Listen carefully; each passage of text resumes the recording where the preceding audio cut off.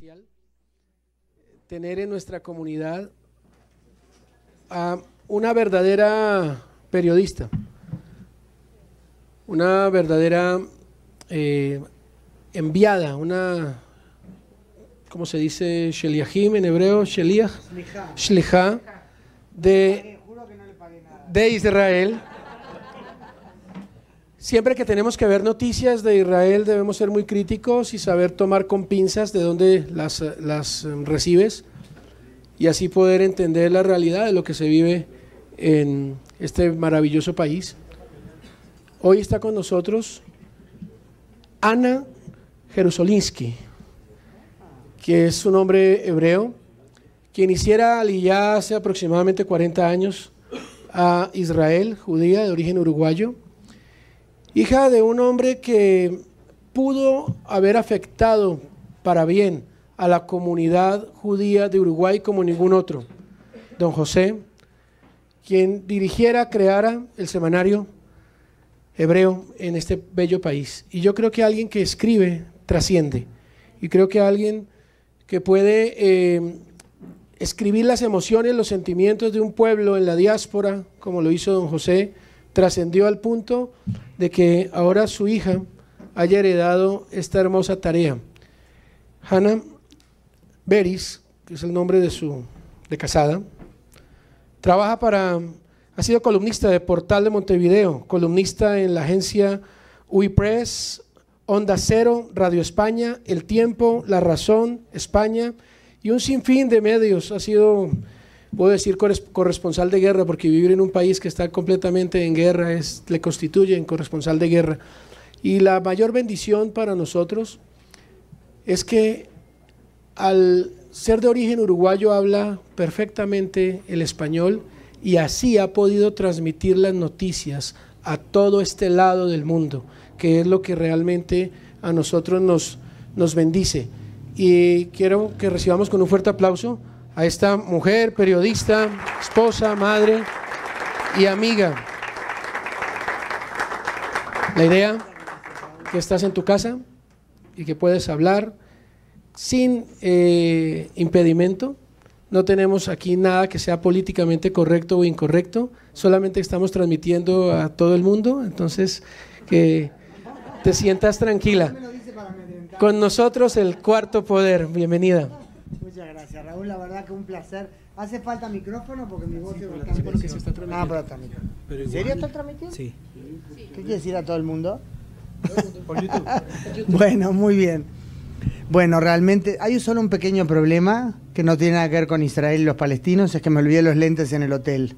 Tiene que probárselos de la edad suya más o menos. 58, a ver cómo estamos. Número 2. Funciona. Pruebe con los míos, a ver, y me dice qué color son mis ojos. A ver. No, que capaz que mi esposo mira también. ¿Alguien tiene número 2? Muchas gracias. Esto está bien. ¿Está bien? Sí, gracias, está bien, sí. Muchas gracias. No sé todo, pero más o menos, ¿no?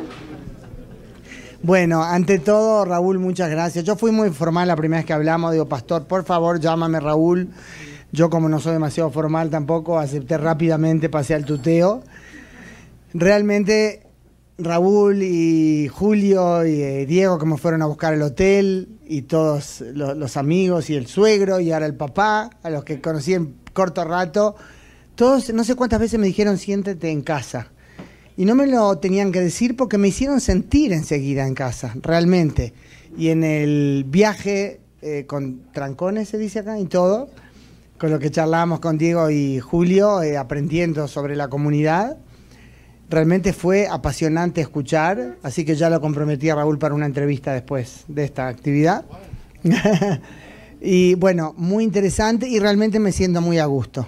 Vine invitada por la Confederación de Comunidades Judías de Colombia, pero en una agenda multifacética. La verdad que por suerte los incluye también a ustedes. Raúl me agradecía a mí, digo, yo tengo que ser la agradecida. Y cuando estábamos pensando de qué hablar. Le decía, Raúl, ¿qué te parece? ¿De qué tema? Porque hay mil cosas. Fui el otro día a Más Noticias y hablé sobre el Estado Islámico, así un tema tranquilito para empezar la agenda, ¿no?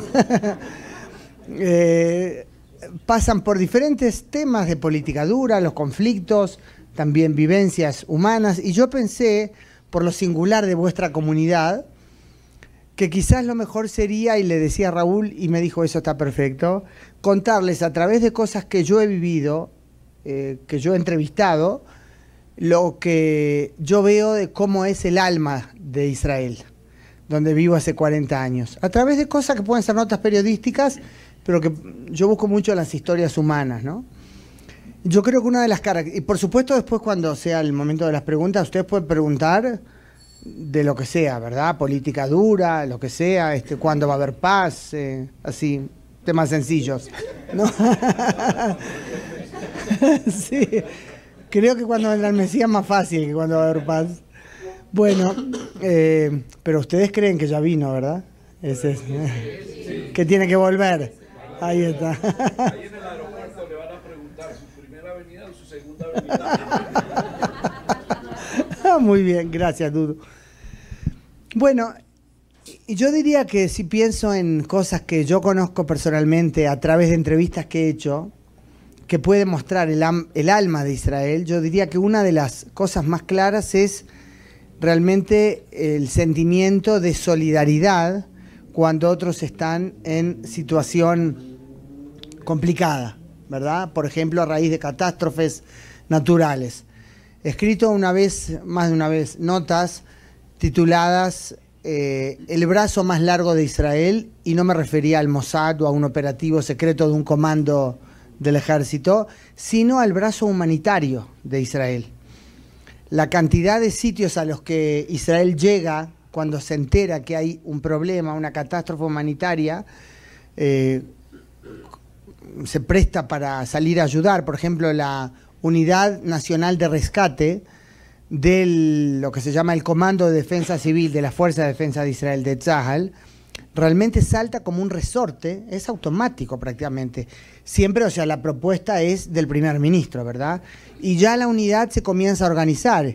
Y es interesante técnicamente recordar que esa unidad, si bien hay soldados que están en servicio regular obligatorio, está compuesta mayormente aquellos que tienen más experiencia, ¿verdad? Que no son solo, o sea, soldados, están los trabajos mismos de rescate, entre los escombros, por ejemplo, después de un terremoto, pero están también, hay otras disciplinas, es un mosaico interesante de profesiones, digamos, ingenieros de diferentes ramas de la ingeniería, diferentes especialidades necesarias para los distintos desafíos con los que se topan en el terreno cuando van a tratar de rescatar. Son gente, o sea, ya adulta, gente que va como reservista a la unidad, pero que tiene su vida diaria, sus trabajos, y de repente dejan todo para ir a la misión de turno. La última, la más reciente, saben, fue lo de Brasil, ¿verdad? ¿Y me quedan bien estos lentes? Bueno. Y yo puse aquí para compartir con ustedes un poco algunas fotos, no están todas ordenadas. Esto es cuando fue el terremoto en Haití, en el 2010. Se hizo esto es en México, en septiembre hace un año y algo, ¿no? México también. Esto es, si mal no tengo anotado, pero si reconozco bien, en Kenia, después de se desmoronaron los edificios a raíz de un atentado con bomba. También Israel fue a ayudar. Esto fue en Haití. Yo entrevisté, es el tema humanitario, ¿no? Hubo varios bebés que nacieron a los que las madres les pusieron Israel, porque nacieron en el hospital de campaña que Israel formó, que Israel construyó allí. Yo entrevisté cuando fue el terremoto, después del terremoto en Haití, a una persona, un amigo querido, al que conocí porque había sido secretario de la Embajada de Israel en Uruguay. Yo ya estaba viviendo en Israel, pero siempre Uruguay es mi país, amo mucho y voy mucho. Y además había un vínculo por el trabajo de mi papá, ¿verdad? Cuando él estaba al frente del Semanario Hebreo.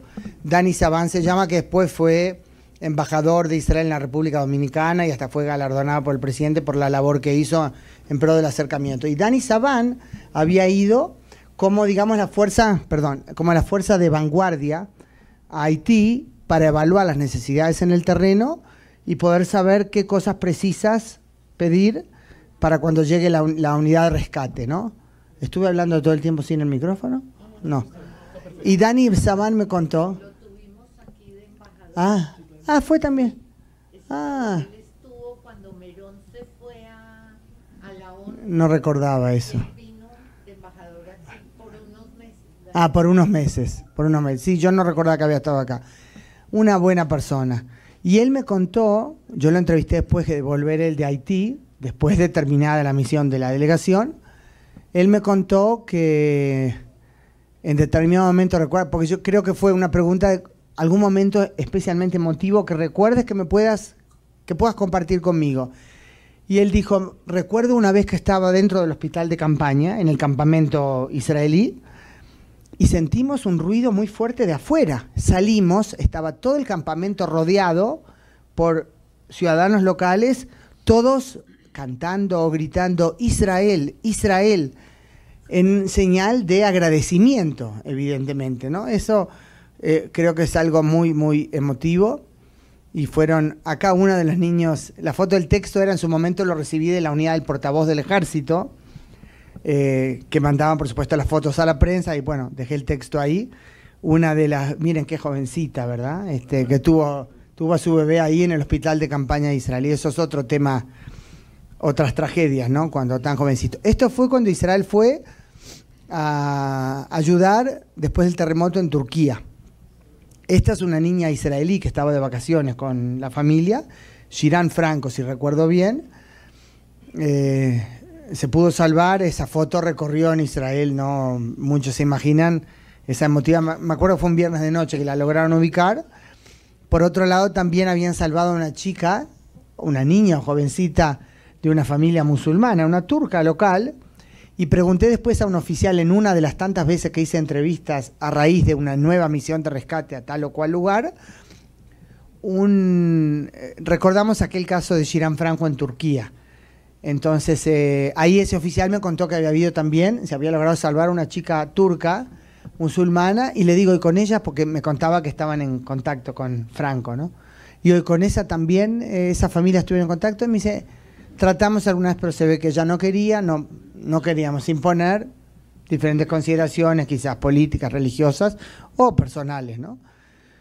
Acá esto también era en Turquía, esto no es una unidad del ejército, sino los del Maguen David Adom, ¿verdad? Como es la estrella de David roja de asistencia, porque hay una múltiple cantidad así de asistencia, o sea, de organizaciones de asistencia humanitaria que también van a ayudar a la población civil.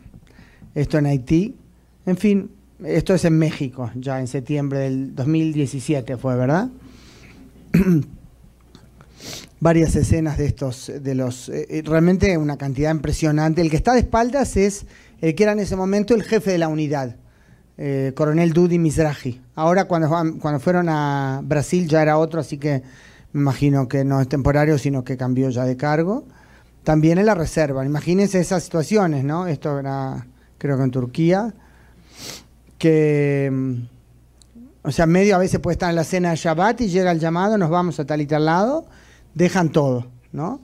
Eso creo que el tema humanitario es realmente muy, muy fuerte y creo que sin duda muestra parte del alma de Israel.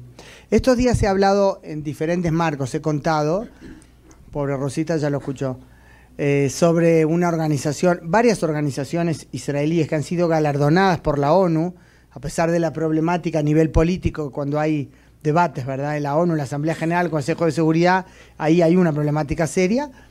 En la parte profesional, donde no cuentan consideraciones de mayoría automática, árabes, judíos, musulmanes, sino realmente el trabajo que se hace, en la parte profesional es serio, y el año pasado se galardonó una distinción especial a 3 ONGs israelíes por su ayuda humanitaria. Una es lo que se llama Save a Child's Heart, Atzel Libo Shel Yeled, o sea, salvar el corazón de un niño. Otra es Innovation Africa y otra Israel. Yo les voy a contar de las tres, quizás han oído. esto es el tema de ayuda humanitaria y el deseo de lo que Israel aprendió al tener que lidiar con muchas dificultades, compartirlo con el mundo, ¿verdad? Para que esté para mejor. Perdón que... Un segundito, el resfrío de Bogotá. ¿La cartera está aquí? Ah, gracias, Raúl. Disculpen un minutito. ¿Esto también sale en vivo? Yo lo edito. Ay, no, ves eso. Veo que uno agarra una cartera para que combine con la ropa y la mitad de las cosas quedan en la otra cartera, ¿no? Un pañuelito. Perdone. Bueno, Innovation, primero yo le decía Save a Child's Heart, sí. Save a Child's Heart es una organización, muchas gracias, que se creó hace unos 25 años. Su declarado objetivo es... perdón, voy a empezar de nuevo para después de la edición, ¿no? Perdón. Gracias, Rosa. No sé si es la altura o el trajín o que no duermo suficiente. Muchas gracias. Bueno, retomo la idea. El año pasado la ONU galardonó a 3 ONGs israelíes voluntarias de ayuda humanitaria cuya actividad refleja lo que es no solo la disposición a aportar a otros, sino a compartir el conocimiento acumulado por Israel a través de los años por la necesidad de lidiar con carencias y dificultades con aquellos que pueden necesitarlo también en situaciones de rutina, no solo cuando pasa una catástrofe. Una de ellas es Save a Child's Heart, salvar el corazón de un niño. Otra es Israel y otra es Innovation Africa. Las tres realmente de una labor destacable. Innovation Africa es una organización creada por Sivania Ari, divina no solo de aspecto, una dulzura y una pasión para explicar esa motivación humanista. Ella de jovencita, no importa todo el trasfondo, llegó a África por un tiempo, había sido enviada por el lugar donde trabajaba mientras estudiaba en Estados Unidos, y se dio cuenta del problema serio de la falta de energía, de electricidad, que incide, por supuesto, en la falta de agua también, o mejor dicho, incide en la imposibilidad de buscar agua donde no hay, y en muchas otras cosas que afectan la vida diaria. Y finalmente logró, hace un poquito más de 10 años, fundar esta ONG, Innovation Africa, cuyo punto central es instalar paneles de tecnología de energía solar. Ya lo ha hecho en 10 países, no me acuerdo exacto cuántas aldeas, mucho más de 100 aldeas, cambiando así la vida de 1,5 millones de personas ya. Instala los paneles de energía solar, eso permite pompear agua también, ¿verdad? Esta escena, ella es en Uganda, por supuesto en un lugar donde todavía no había instalado, me contó de ahí algo terrible, no es esta escena, pero es ahí mismo. Dice, una de las peores cosas que vi fue en Uganda, niños, donde hay una escasez terrible de agua, vi a niños al lado de rodeando una vaca muerta, tratando de apretar para que le salga la sangre si tienen lo que tomar. Imagínense el horror, ¿verdad? Y ella logró, instalando los paneles, también esto es para pompear agua, el aparato de fondo. Como es Génesis, capítulo 1, versículo 5, se hizo la luz. No crean que me sé tanto la Biblia. Ustedes seguro la saben mejor que yo. Pero eso me acuerdo. Vayehi Or, acá en esta aldea también, la felicidad cuando se prendió la luz. Eso significó también poder, por ejemplo, poner una heladerita en una clínica o en una pieza de la aldea que sirva de clínica con vacunas, lo cual cambia toda la cadena de vida en el lugar, ¿verdad? Miren acá, están instalando el panel, media aldea ahí mirando expectante. Qué fotos hermosas, ¿verdad? Y la alegría de tener agua. Cuando uno dice saber apreciar lo que uno tiene, ¿verdad? Claro, uno cuando se queja de algo no piensa que la India está muriendo de hambre. Pero es a veces bueno tomar conciencia. Y ella me contó que llevó a sus hijos chicos en algunos de los viajes para que tengan bien claro, ¿no? Digamos, cuánto se debe apreciar lo que uno tiene. Y contó que hubo casos de gente que ella conoció, o sea, que conoció su actividad, que un caso que salió en la prensa en Israel inclusive, de una niña que cuando cumplió Bat Mitzvah, todo el dinero que recibió de regalo lo donó para que puedan poner, no sé si la alcanzó para electricidad en una aldea, pero bueno, no tengo que explicar mucho lo que eso significa. Así que eso es uno de los tantos ejemplos. Y el de Salvar el Corazón de un Niño es una organización, una ONG, un proyecto humanitario, no sé si está definido formalmente como ONG, que funciona desde hace casi 25 años, en cuyo marco llevan a Israel a niños que tienen problemas cardíacos, en general requieren intervención quirúrgica. Los jóvenes estuvieron haciendo voluntariado ahí. Ah, no me digas. De origen kurdo, sirio. Claro, todo, ahí está. En 25 años han operado a más de 5.000 niños. Shevet Ahim, claro, Shevet Ahim es la organización cristiana voluntaria, que es el vínculo, el nexo, ahí está. Pero la próxima que vayan me avisan para que los entreviste ahí.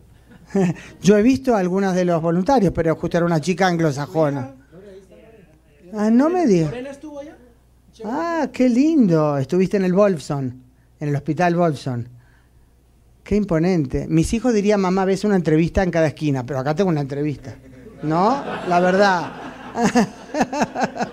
Bueno, Lorena, no te me escapes después, por favor. Qué lindo, bueno, qué emotivo.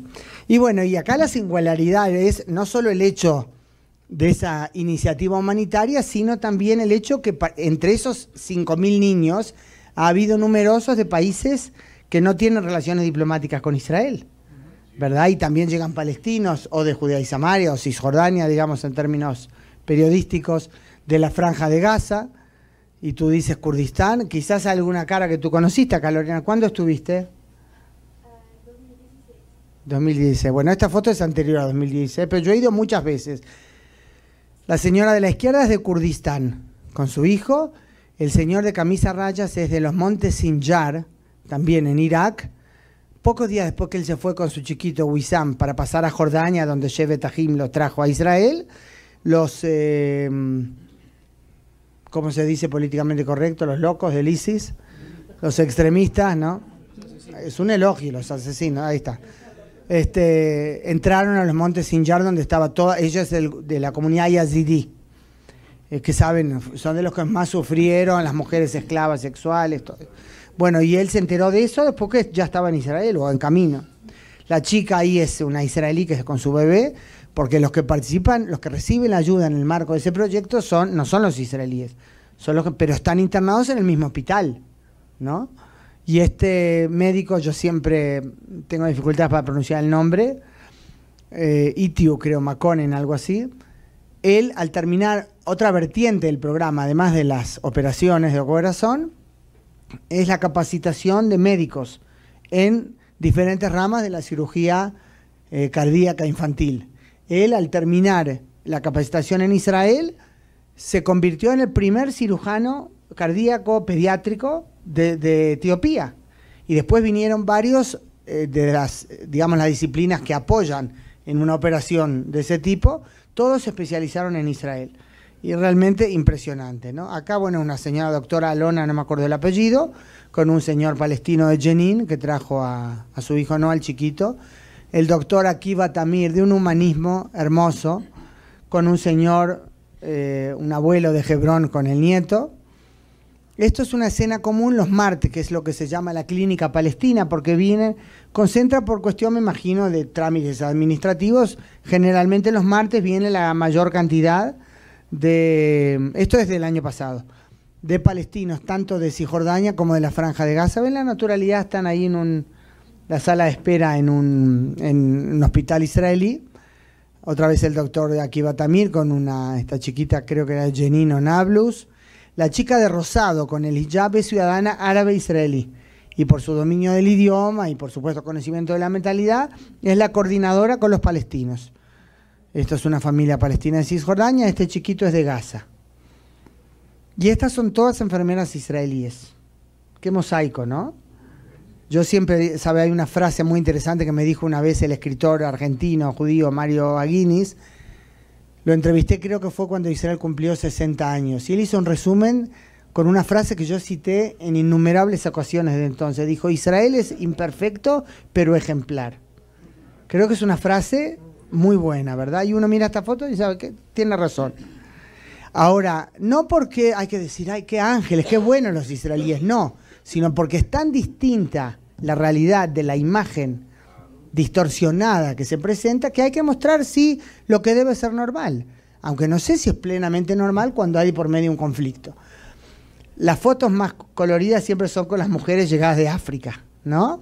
Con sus vestimentas. ¿La conociste a ella, Nava Gershon, la jefa de enfermeras? ¿Te acuerdas? Claro. Sí, ella está hace años.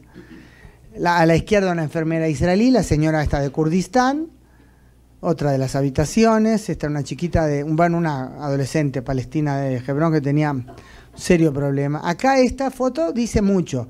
El del medio es el doctor Zion Huri, ¿lo conoces? No lo viste. Él fue el primer médico israelí judío que yo entrevisté en ese marco, doctor Zion Huri. A la izquierda un palestino, no recuerdo qué ciudad de Cisjordania, que estaba capacitándose en el hospital israelí. Y a la derecha este médico etíope al que ustedes ya conocen. Y en la cama, en esta foto, un niño sirio. Que después me acuerdo, estaba la mamá en un costado y saben, siempre está el tema que saben que si vuelven a Siria y saben que estuvieron en Israel los pueden matar. Y ella estaba tan airada de ver la normalidad con que la trataban en Israel, después que toda su vida le habían dicho horrores, ¿no?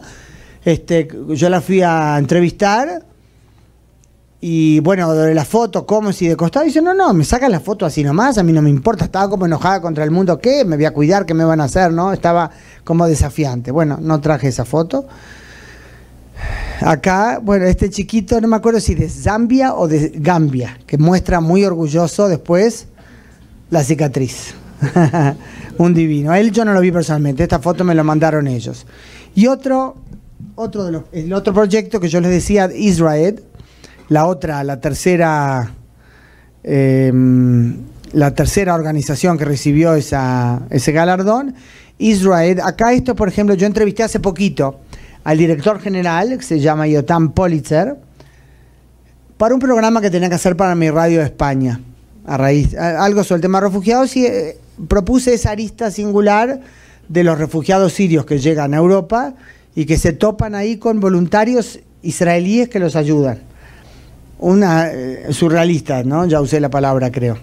Entonces él acá con una familia siria, esto es en la isla Lepsos, en Grecia, no solo refugiados sirios, ¿no? Llegan también del Congo, de Afganistán, de varios países. La mayor atracción de los reflectores es de los sirios por razones obvias que están en los medios, ¿verdad? El tema de la guerra.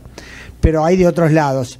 Entonces, acá él me dice, el primer desafío era salvar vidas, porque venían botes endebles, a veces se daban vuelta, dice, nuestros voluntarios se tiraban al agua para salvar, también hemos perdido gente a la que no pudimos salvar, y después empieza el otro desafío. Yo en esa nota que hice para la Radio España conté, o sea, entrevisté a una voluntaria a la que él me recomendó, le pregunté, ¿tienes a alguien en español? Porque es para una transmisión a España.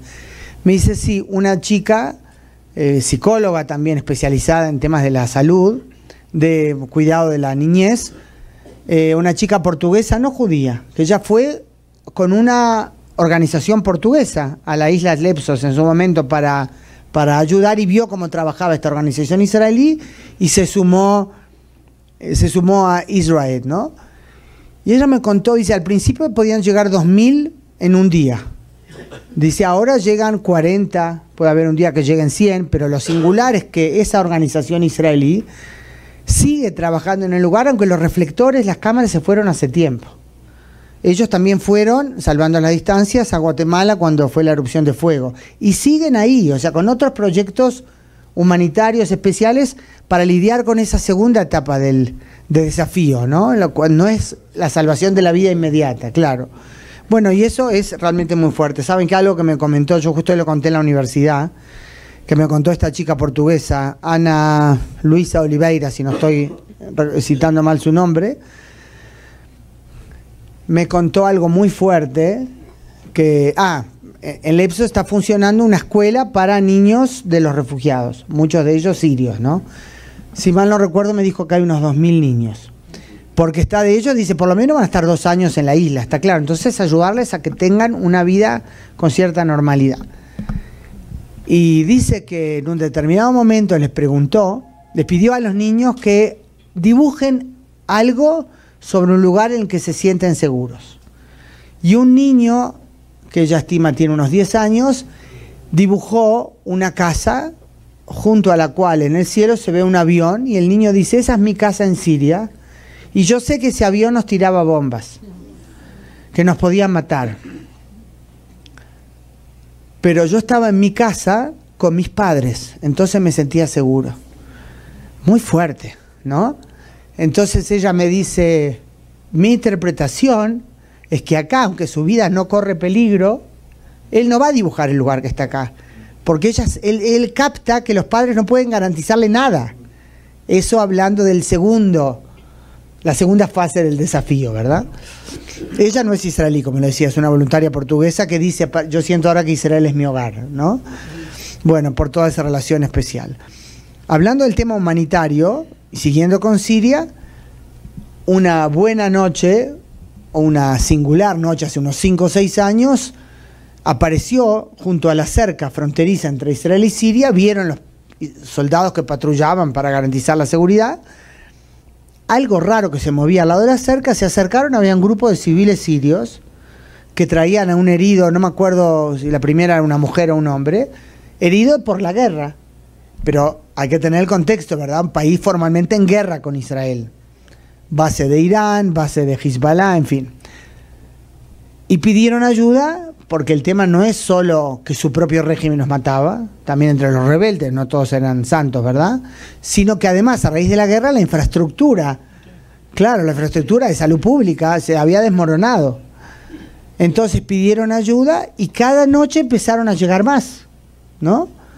Israel atendió, no recuerdo la cifra exacta, pero miles, si no me equivoco, como 13.000 heridos sirios, la enorme mayoría civiles.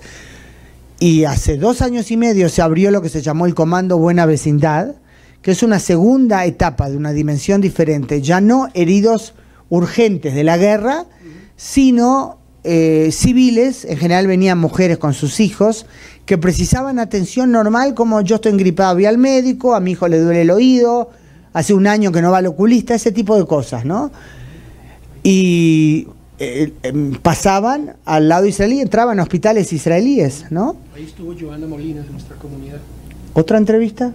Hay un paramédico que trabaja con la Cruz Roja. Ah, ¿qué? Estuvo en esa frontera de Siria. En ese campamento. Bueno, eso es lo que iba a decir. En el marco del... ¿Está acá Joana? No. Lo operaron. Quiere esquivarse la entrevista. Eso es lo que iba a contar. En el Comando Buena Vecindad, una dimensión era la entrada de esos civiles para la atención médica por el día, ¿no?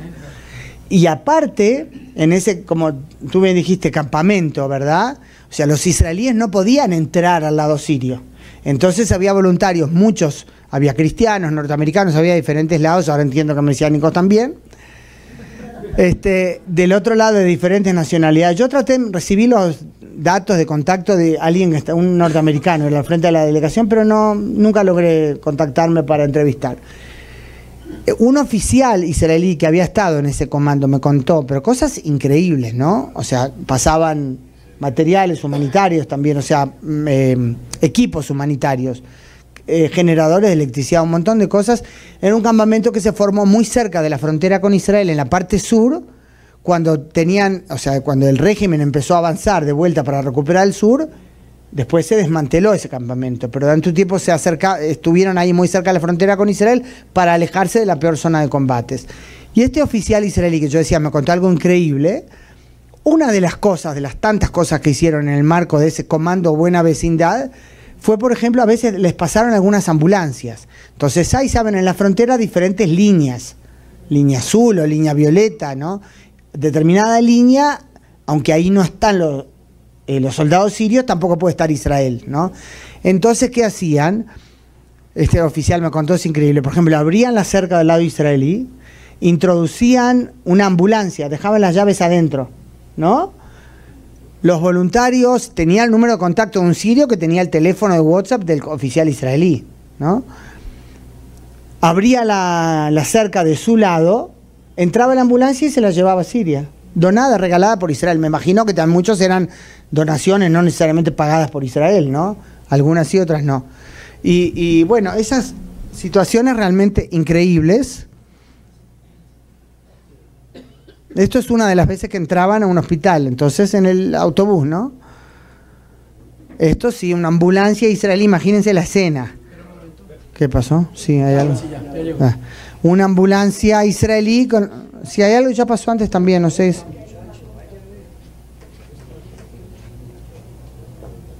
¿Es eso contacto flojo? Una ambulancia israelí del ejército con el hijito ahí atendido y la mujer al lado. Está divina esta foto, ¿no? Otra vez. Debe ser Irán que interviene acá. No, aquí es más duro. Ah, esto es un video, perdón. No, hay algo más. Está bueno, perdón, no me olvidé decir de conectar audio, pero por lo menos pueden ver las imágenes. A ver. Ahí se puede, bueno, aunque no hay tanto audio. Se está atendiendo a un herido que llegó en el terreno, ¿no? Esto es la época de los heridos de la guerra misma. Yo entrevisté a varios heridos sirios en hospitales israelíes y era interesante ver, esto es la transferencia de los heridos, ¿ven? Por tropas israelíes, llegaron a la frontera y los soldados los trasladan. Cuando yo fui a tanto el hospital de Naharía, que se llama Centro Médico de la Galilea Occidental, como al hospital de Tzfat, de Safed, podíamos entrevistar a los heridos ahí internados, algunos civiles y algunos habían sido combatientes insurgentes, y fue muy fuerte ver la insistencia de los... Ven, esto todo dentro de la ambulancia, muy fuertes esas imágenes. La insistencia de los médicos israelíes o de, por ejemplo, los portavoces del hospital, que eran los que coordinaban la visita con nosotros los periodistas, de que no osemos sacarles fotos de la cara, porque si no cuando vuelven pueden correr riesgo. Y es interesante que ellos los cuidaban tanto, ¿no? Porque yo pues si a ellos que les importa, ¿no? Bueno, acá testimonios, eso es muy emotivo. Una anécdota que yo, no sé si cabe decir anécdota, pero una vivencia que compartió conmigo. Lástima que me olvidé de traer esa foto. Respecto al cuidado de los heridos sirios, un neurocirujano mexicano-israelí, el doctor Samuel Tobías, en el hospital de Tzfat, de Safed, me contó que la primera vez, porque yo le preguntaba el sentido humano, ¿no? O sea, uno ve, llegan civiles del lado enemigo. Primero dice, no son mis enemigos, son civiles que precisan ayuda. Eso está clarísimo. Pero él me contó algo muy fuerte, que la primera vez que llegó un herido sirio a su departamento de neurocirugía, cuando se despertó, era un muchacho joven, cuando se despertó y se dio cuenta que está en Israel, salió despavorido a la ventana, se quiso tirar para abajo. Tuvieron que agarrarlo entre el médico y varios enfermeros. Claro, él había crecido con demonización de Israel, ¿verdad?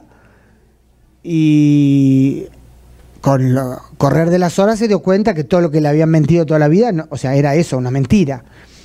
Y algo que el doctor Tobías me contó muy emotivo, dice, con el tiempo, con el correr de los meses y de los años, durante los cuales evidentemente los que habían recibido tratamiento luego volvían a su casa y contaban a la gente cercana, no de modo que las autoridades se enteraran, a su entorno familiar, a sus amigos, a sus vecinos, que del otro lado no es como nos mintieron toda la vida. Entonces el doctor Tobías me dice, es muy emotivo, fue muy emotivo con el transcurso de los años ir viendo en la mirada de los heridos que llegaban, que ya entendían que no les íbamos a hacer nada más que salvarlos. Eso es realmente, y él decía, ojalá sea también una inversión en la paz futura, ¿no?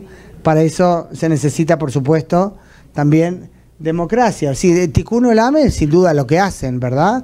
Pero como es menos sagrado el concepto y takes two to tango, se precisa dos para poder bailar el tango, y es medio, ¿no? Tikkun Olam sonaba mucho mejor. Ahora, hablamos de hospitales, y es una escena muy común ver, por supuesto, y reitero, como debe ser, a judíos y árabes compartiendo el espacio público, no solo en la sociedad en general, sino en los hospitales, como internados en los hospitales y como equipos médicos. Hace pocas semanas hubo un accidente, chiquito, Yusef, de una aldea al noreste de Jerusalén, se cayó, estaba en el edificio de su casa, llamó el ascensor, vino supuestamente, pero no había ascensor. Él no se dio cuenta, entró, imagínense, se cayó de bruces, 8 pisos para abajo, un milagro que se salvó, y es más, quedó bien prácticamente, o sea, no quedó una planta, ¿no? Ustedes imagínense, ven la carita con la cicatriz, ¿verdad? Yo entrevisté a un neurocirujano divino, venezolano, israelí, el doctor Samuel Moscovici. Él me mostró, porque digo, ¿cómo se empieza? Saca su celular y me muestra la foto del pequeño Yusef, cómo llegó, imagínense eso abierto. Él, por supuesto, ni me ofreció, ni yo hubiera publicado la foto si hubiera sido mía, ¿no? No se hace eso. Pero era terrible. Y le digo, ¿cuántas personas? Porque él me explicó las diferentes etapas del tratamiento, que primero como que hay que estabilizarlo, después empezar las diferentes operaciones. Él fue uno de los que lo operó. Digo, ¿cuántas personas participan en un esfuerzo así? Y me dijo, entre 40 y 50. Qué impresionante, ¿no? O sea, cirujanos, médicos, diferentes niveles, ¿verdad? De la asistencia médica que se precisa. Y bueno, con toda naturalidad, el doctor Moscovici, perdón, esta es otra parte. Acá, el doctor Moscovici con su compañía de trabajo, una enfermera del departamento de neurocirugía, la que está con la cabeza cubierta, Shirin, musulmana, simpatiquísima, y esa es la realidad todos los días en Israel. Yo les cuento que mi hermano, Ariel, somos 3, yo soy la mayor, mi hermano Ariel está casado en segundas nupcias con Claudia, que es enfermera en la unidad de cuidados intensivos del Hospital Adasa, de neurocirugía. Hace varios meses me llama, me dice, Hanna, ¿conoces a algún sacerdote? Ella sabe que yo siempre ando entrevistando. Digo, sí, conozco muchos sacerdotes, pero ¿por qué? ¿Qué pasó?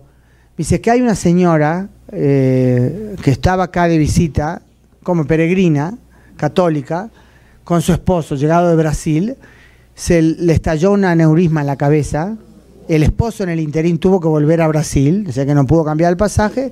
Vino el hijo y está desesperado, es evidente. Dice, la señora va a fallecer en cuestión de horas. Y el hijo pide, por favor, hacer la extrema unción. Una familia muy católica, ¿no? Me se conoce, o sea, ella me llamó a mí porque mi cuñada y sabe que yo puedo, o sea, era probable que yo conociera. Pero había una inquietud en el departamento, del equipo general, médicos, enfermeros, judíos, árabes, todos los que están ahí, por ver cómo hacer. Primero llamaron al monasterio de Enkarem, que es al lado del hospital, muy cerca, y justo no había un sacerdote que pudiera venir.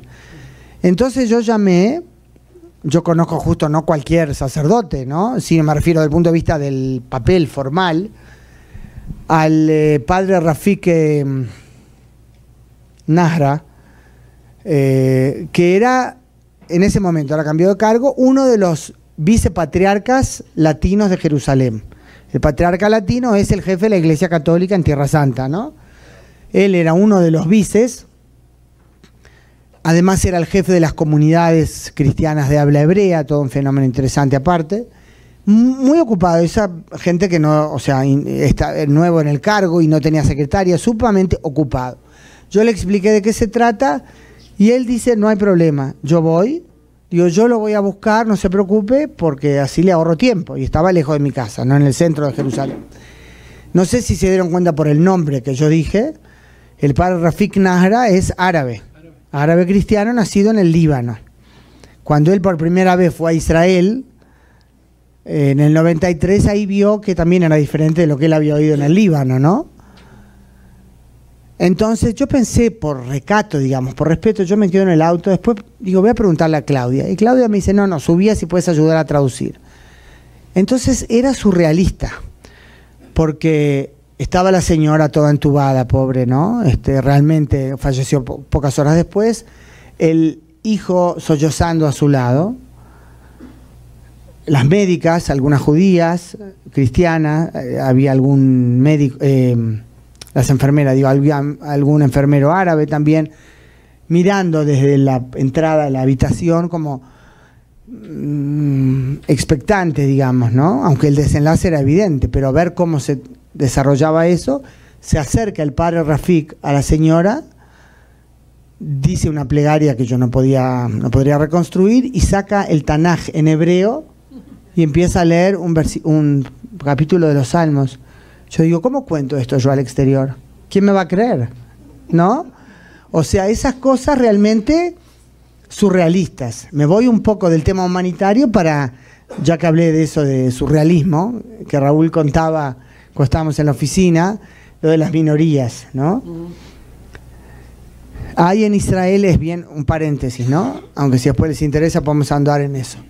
Hay en Israel, como ustedes saben, evidentemente la enorme mayoría de la población es de fe judía, un 80% de los 9 millones, de la minoría, mayormente árabe, mayormente musulmana, por supuesto. Hay también drusos, circasianos que son musulmanes, pero no son árabes.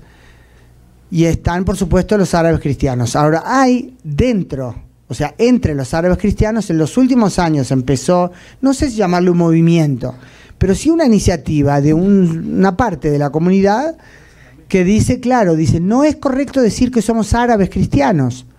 Los cristianos de Tierra Santa estábamos aquí mucho antes de que lleguen los árabes en el siglo VII, y ahí empezó, claro, la mezcla, y cuando fue la conquista árabe, pero nuestras raíces son arameas. Hay ahora una fundación aramea en Israel. Claro, ahora, yo entrevisté, por ejemplo, hace poco, debo tener acá, entrevisté hace poco al primer teniente coronel cristiano de Tzahal, de la Fuerza de Defensa de Israel, ya que lo menciono, acá. El que está, yo digo, no tiene cara ahora, por el cargo al que pasó al ascender a teniente coronel, es el promovido, ¿no? Ascendido a teniente coronel, tiene un cargo clasificado en el que no se puede dar su nombre ni mostrar su cara. Yo le decía en broma, qué desperdicio, porque se ve muy bien. Y bueno, en esta foto, ¿por qué me acordé de esto? Hablando de la escena surrealista en cuanto a inclusión. Hace unos años, cuando yo tomé esta foto fue en ocasión de un brindis organizado por el ejército israelí cerca de Navidad, de Año Nuevo, en honor a sus soldados cristianos, ¿no? Entonces yo me acerqué, fue en una sala en la ciudad de Haifa, en el norte. Yo llegué era Beit Hayal se llamaba. Llego ahí, veo decenas de soldados con diferentes uniformes de las diferentes unidades de Tzahal, todos hablando en árabe. O sea, otra vez, por eso me acordé cuando dije surrealista, ¿no? Por dar solo un ejemplo y volvemos a lo humanitario, bueno, que esto también está relacionado al alma de Israel. El de la izquierda, un oficial, teniente coronel, creo, ¿no? Teniente coronel, sí, judío. A su lado, Elias Karram, cristiano, oficial en la Marina. El tercero, que en el interín terminó su servicio militar, Wajdi Sarhan, druso. El cuarto, este muchacho, que ahora no puedo contarles cómo se llama, cristiano. El de verde, que es el uniforme de la Guardia de Fronteras, no recuerdo si es beduino, musulmán o judío. A él no lo entrevisté porque si no me acordaría. El segundo de la derecha, brigadier general, era lo que se llama en hebreo Ktzin Jinuj Rashi, ya terminó el cargo. O sea, el oficial encargado de la educación en Tzahal, hijo de padre uruguayo y madre argentina. Él nacido en un kibutz, en Ashloshá.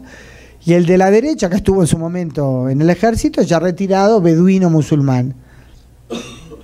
O sea, ¿quiere decir eso que Israel es perfecto? No, pero es algo tan distinto, ¿verdad? De la locura que se describe. Cuando entrevisté a el nuevo teniente coronel cristiano, yo le pregunté también sobre el tema de la inclusión, porque claro, no quiere decir que en cada unidad y en cada base uno va a ver ese mosaico, ¿no? Entonces me contó, me dice, ¿te acuerdas que mi cargo, no el último, el penúltimo, yo estaba en la brigada del Golán y el Hermón? Digo, sí, me acuerdo. Dice, bueno, estábamos una vez en una patrulla, o me dijo en la base, ¿no? Había un circasiano, que como yo le decía, no son árabes, pero son musulmanes, perdón.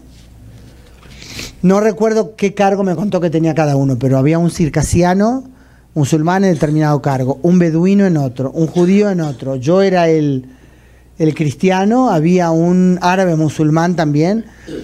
Entre paréntesis les digo, la única minoría que va por ley al servicio militar es la comunidad drusa, ¿verdad?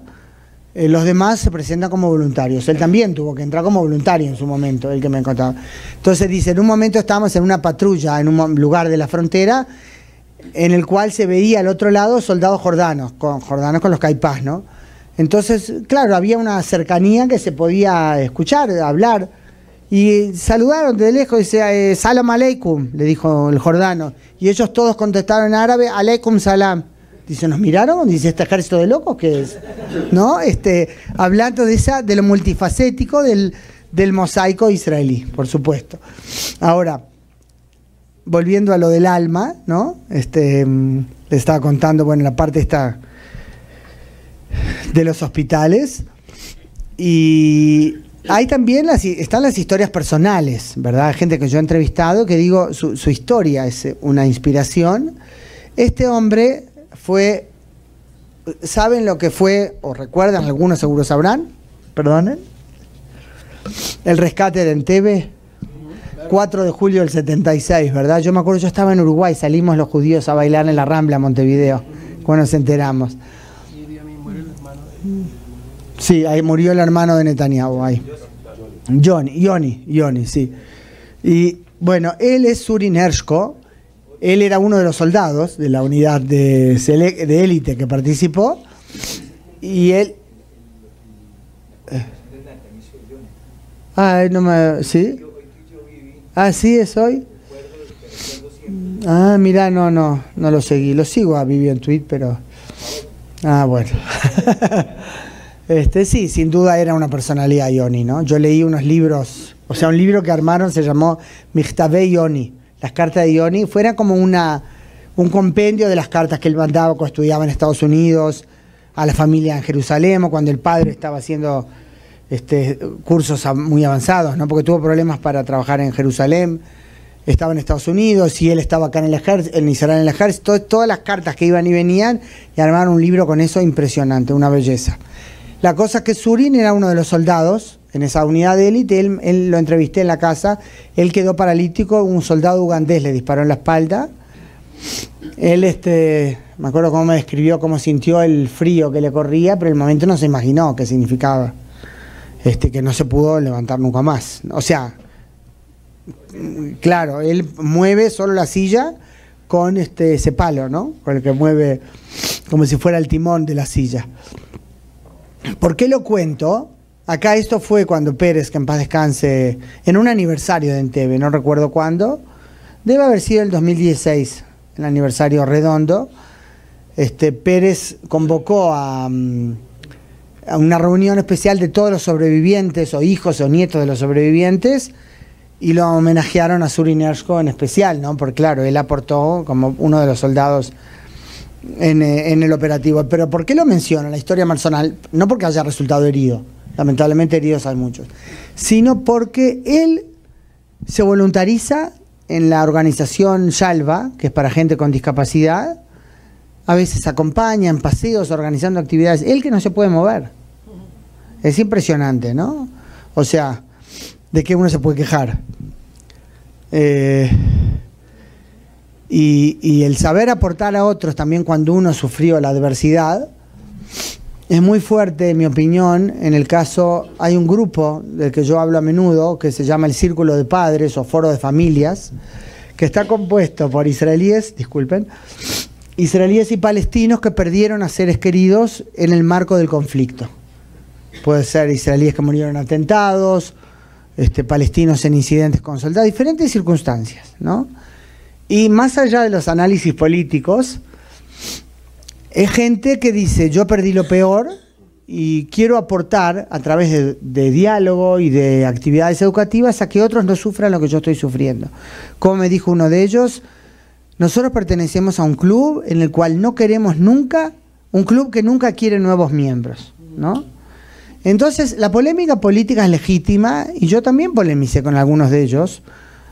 Por ejemplo, diciendo, ¿cómo tú te pones al mismo nivel uno que perdió, uno que es de posiciones muy de izquierda, muy extrema izquierda, en mi opinión, que perdió a su hija en un atentado suicida en la peatonal Ben Yehuda en Jerusalén, un sábado de noche, un terrorista suicida detonó una carga y una de las muertas, su hija Smadar, 16 años tenía. Y él contaba algún contacto que había tenido con la familia del terrorista, ¿no? Y le digo, ¿cómo pones al mismo nivel? Me dice, no entro en esa discusión, al final hay una tumba, ¿no? O sea, hay discusión. Digo, más allá de las posiciones políticas de cada uno, ¿cómo se puede discutir con alguien que después de haber sentido el máximo dolor, y los que somos padres podemos imaginarnos, ¿verdad?, lo que significa, que está dispuesto a ir con el enemigo, digamos, entre comillas, o a veces no entre comillas, perdón. Disculpen.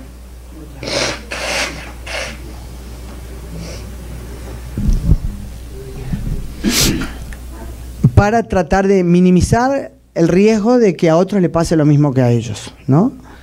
¿Y por qué? ¿Qué son estas fotos? Sí, hay algo, antes también se movía.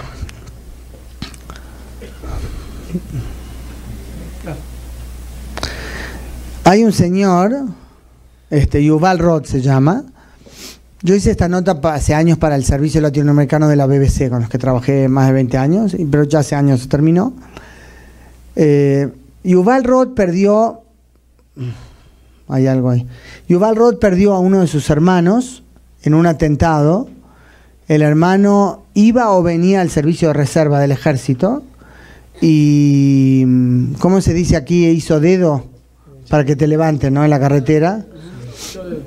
Sí. Gracias. Y en el coche que paró había terroristas de Hamás, se ve que se hacían pasar judíos con kipá, no sé cómo fue que él subió. Evidentemente no se dio cuenta que eran terroristas. En principio, si se da cuenta que son árabes, tampoco tiene que subir por cuestión de seguridad. No porque uno vea a todos como terroristas, sino por precaución, que uno no sabe, se mezclan entre los civiles. Esa es la tragedia. Bueno, el hermano murió y él estuvo mucho tiempo, imagínense, ¿no?, con esa la mezcla de angustia, dolor y furia, y en determinado momento lo llamaron de esta organización, del Círculo de Padres, si él quiere ir, y él no quería ni oír hablar de encontrarse con palestinos, ¿no? Y le dejaron los datos, cuando quieras, si sientes que te puede ayudar, y los procesos de duelo van elaborándose, ¿verdad?, en diferentes formas, va cambiando, a veces... Yo he entrevistado más de una víctima de atentado, o sea, que hay gente que perdió a seres queridos, y hablan de cómo el duelo va cambiando de forma, ¿no? Y él nunca se le pasó por la cabeza salir a tomar venganza, pero de la sensación de no querer ni verlos, pasó en determinado momento a ver qué se puede hacer para cambiar la situación. Entonces empezó a ir al Círculo de Padres, vio la empatía que puede tener y vio también que podía hablar con palestinos sin entrar en si está bien que digan víctimas del conflicto y por qué, si murió baleado por un soldado, qué había hecho antes, todo ese tipo de cosas, ¿no? Sin entrar en eso, están hablando del dolor a nivel personal. Y entonces alguien le dijo, bueno, si quieres ayudar, haz algo práctico. Y él organizó una red de voluntarios que sigue funcionando, que va a los checkpoints, ¿saben?, a los puestos de control entre Israel y Cisjordania, o sea, la frontera para revisación de seguridad, sí, un checkpoint, y esperan ahí, previa coordinación, por supuesto, a palestinos que vienen a recibir tratamiento médico en Israel. Entonces, al esperarlos allí, primero una cara conocida, o sea, después la segunda vez ya es conocida, alguien que les habla a nivel personal, no es un taxista que después no ven más y quizás no le habla todo el viaje, les ahorra el dinero del taxi, los acompañan, los esperan todo el día, y cuando terminan el día en el hospital los llevan de vuelta al checkpoint, ¿no? Y yo acompañé, tanto, bueno, en diferentes lados, donde estuvo el propio Yuval Roth, acá con un médico de Hebrón al que él acompañó,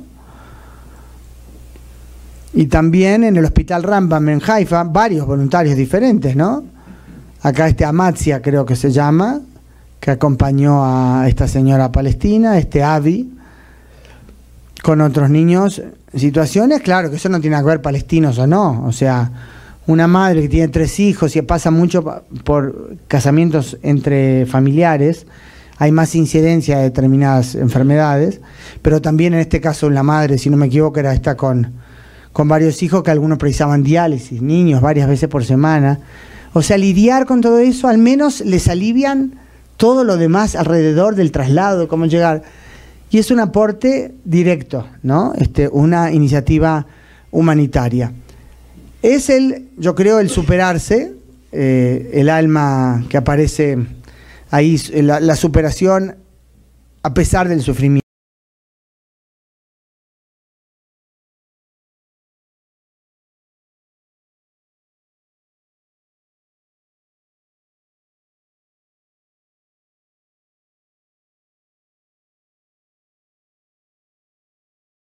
Que no pudieron lidiar con su vida después. Saben del escritor italiano Primo Levi, que se suicidó en determinado momento, ¿verdad? Pero gente, por supuesto, que ha pasado lo peor, pero hay gente que supo, que logró, su estructura emocional le permitió seguir adelante.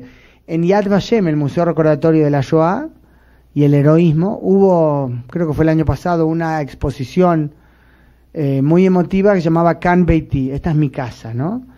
De cómo pasaron todo lo que pasaron y llegaron a su hogar en Israel. Y todas las cosas que hicieron. Había gente que llegó a cosas muy destacadas, ¿no? Este señor, que está acá en la foto, Jorge Kleinman, argentino, hace unos años hizo aliyá, vive en Rishon LeZion, tiene un temple, una simpatía, porteño, simpatiquísimo.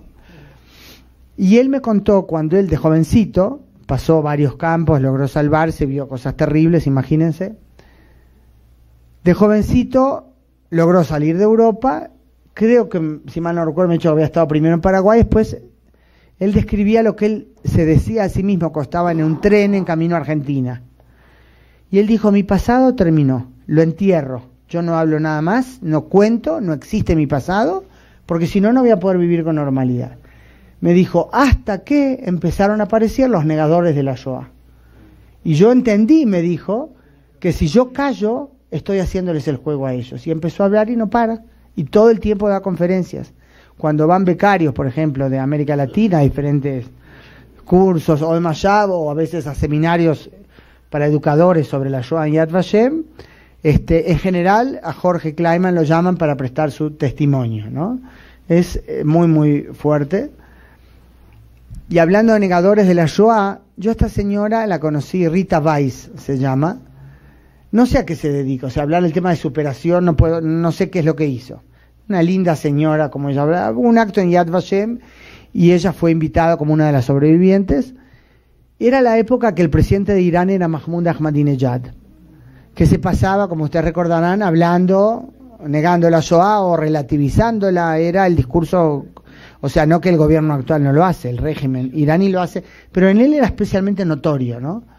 Entonces, ella es una de sus nietas, Limor se llama, y le digo, Rita, ¿qué mensaje tienes tú al mundo respecto a lo que tú viviste y a lo que está pasando hoy?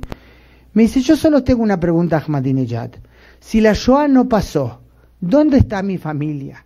¿Por qué me quedé sola? ¿Dónde están todos los 70 miembros de tíos, primos, sobrinos que desaparecieron? Una frase sencilla, ¿verdad? A nivel personal. Con el tema de la Shoah hay algo muy fuerte. Yo entrevisté ya hace varios años en ese entonces ya retirado, general Aharon Zeevi Farkas, el apellido original era Farkas, que quiere decir lobo, en húngaro.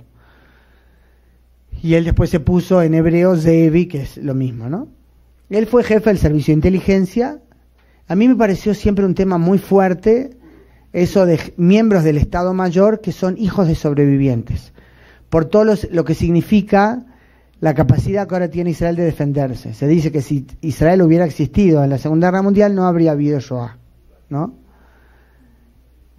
Y él me contó que su mamá, que era religiosa, una judía observante, fue sobreviviente, era sobreviviente de la Shoah. El padre también había estado por un campamento de trabajos forzados, no es lo mismo.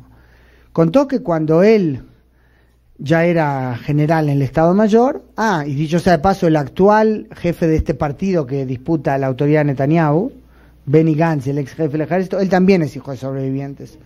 Y el ex general Shkedi, jefe de la Fuerza Aérea, también es hijo de sobrevivientes.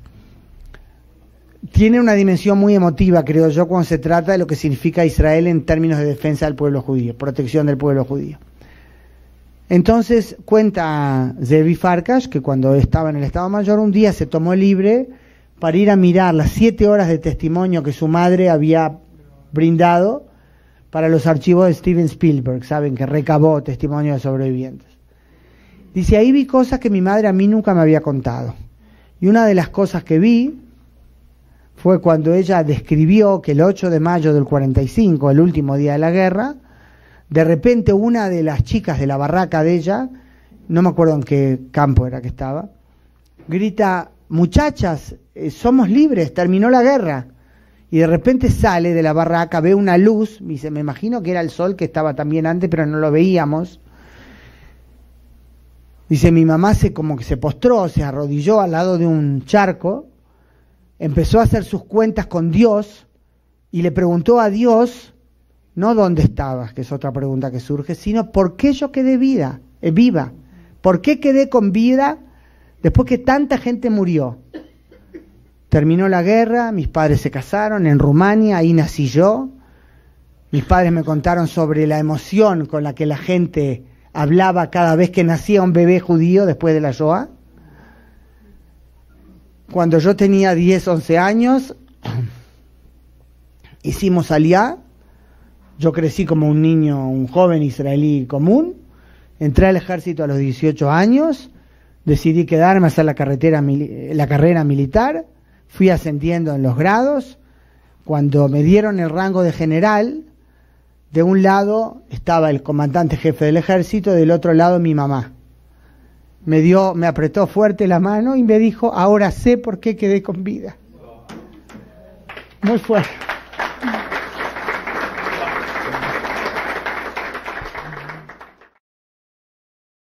Muy fuerte. Y les comparto solo algo más en tono personal.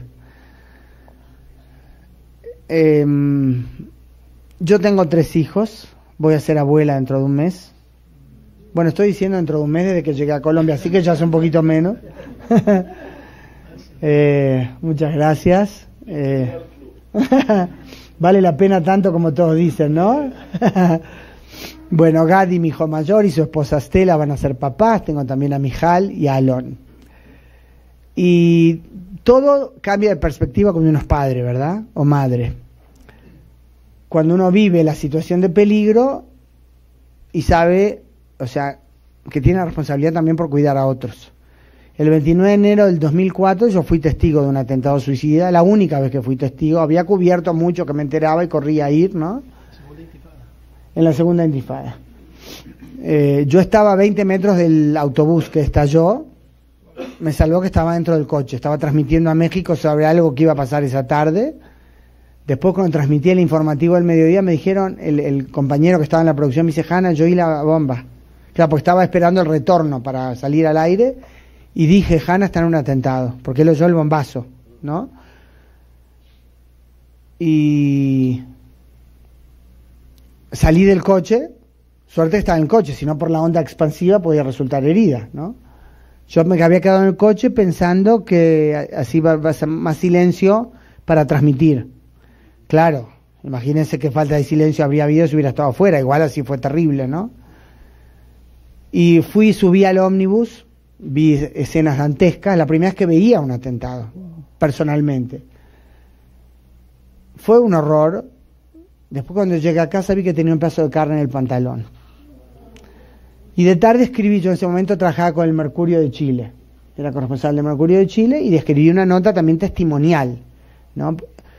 Y me dice Alberto Rojas, el compañero que está al frente de Internacional, de tarde, me dice, Hanna, ¿qué tenías puesto? Le digo, no me vas a ver en ninguna foto porque yo estaba ahí antes que la policía, antes que las ambulancias. Bueno, está bien. Al día siguiente abro el Mercurio y veo esto. La foto de AP, de la agencia AP. Ahí en el costado somos mi esposo y yo. Claro, yo como que en el momento no tomé, que estoy yo de buzo blanco, ¿no? Nosotros habíamos combinado, el 28 de enero había sido nuestro aniversario de casados. Al día siguiente, mi esposo es dentista, como no iba a haber electricidad en la clínica, dijimos vamos a desayunar juntos. Nos repartimos, él llevó a uno de los niños, creo que el mayor estaba en la escuela, no me acuerdo cómo fue la distribución, y quedamos en encontrarnos a desayunar en el Café Moment, donde ya había habido un atentado. Dijimos, ¿cuán probable es que haya un atentado al mismo lado? Vamos ahí, ¿no? Y cuando estoy, bueno, les dije lo de la transmisión, fue el atentado, y él oyó de más lejos, él estaba en camino, ya había dejado a los niños, él estaba en camino y oyó la explosión, y por supuesto enseguida me llamó. Pero como oyó el sonido de llamada en espera, imaginó que yo estaba transmitiendo. Yo realmente subí con el teléfono abierto al ómnibus. En un momento creo que les corté en la cara, no me cuenta, porque empecé a tratar de sacar gente, ¿no? Y claro, y eso fue, alguien sacó de AP, y eso salió en el Mercurio, y ahí o sea, como tomé noción, como que uno se aleja un poco, ¿no?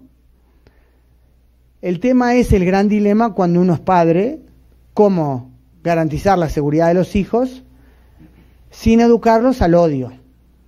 Mi hijo menor, Alon, que dentro de poco termina su servicio militar, cumple 21 años, acá está sonriente, pero mamá, otra vez una foto, ¿no? Se imagina.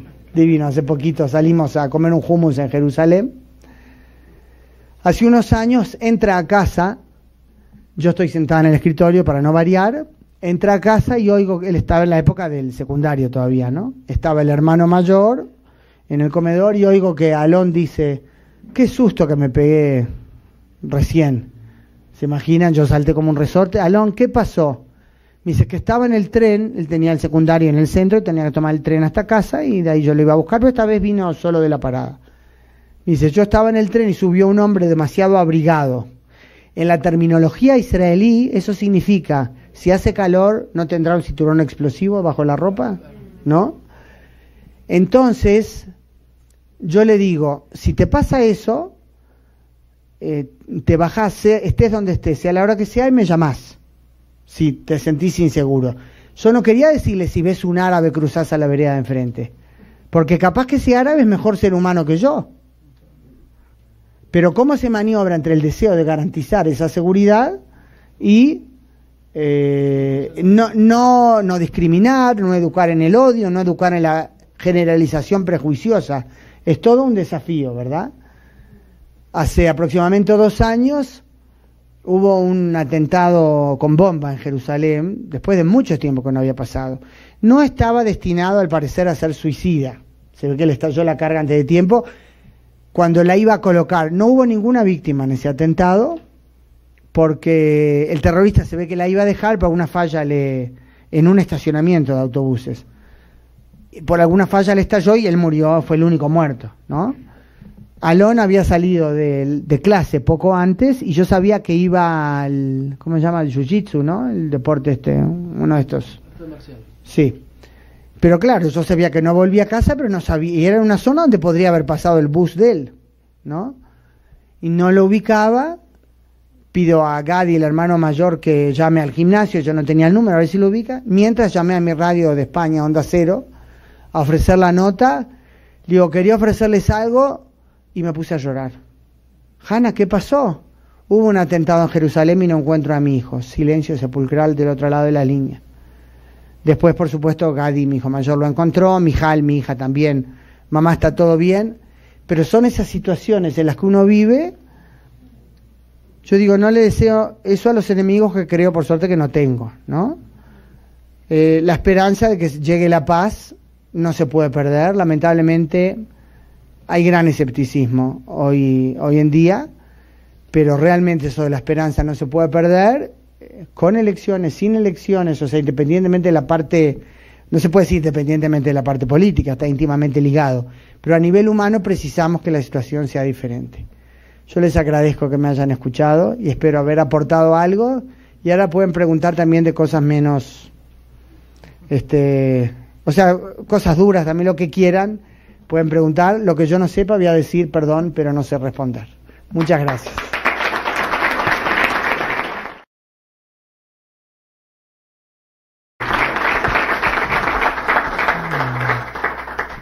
Muchas gracias. Pues estoy sin palabras, porque oyes hablar de Hanna Beris y la vas a tener en tu comunidad, y entonces vamos a hablar de toda la situación política, todas las intrincas y problemas que hay actualmente, que si Benny Gantz, que si Netanyahu va a ser el rey eterno, que si la paz llega, que ISIS y demás. Pero hoy nos Hoy nos muestras tu parte de mamá, de esposa, de ciudadana, y menciona, si ustedes se dieron cuenta, no la historia, menciona el nombre de cada persona. Es una memoria prodigiosa, y eso quiere decir que ella no busca notas, ella busca seres humanos, y eso es nuevo para mí, porque vivimos en una sociedad en donde el morbo y el amarillismo mandan, y todos son periodistas con una red social y con un teléfono inteligente, y parcializan, polarizan, inmediatamente se toma partido y se cruzan las líneas del fundamentalismo y de la radicalización. Pero hoy veo a un ser humano realmente admirable al lado mío. Es un honor que estés aquí, y la verdad las preguntas que traía las voy a guardar. Quiero dejar al público y a nuestros queridos comunitarios que por favor pregunten.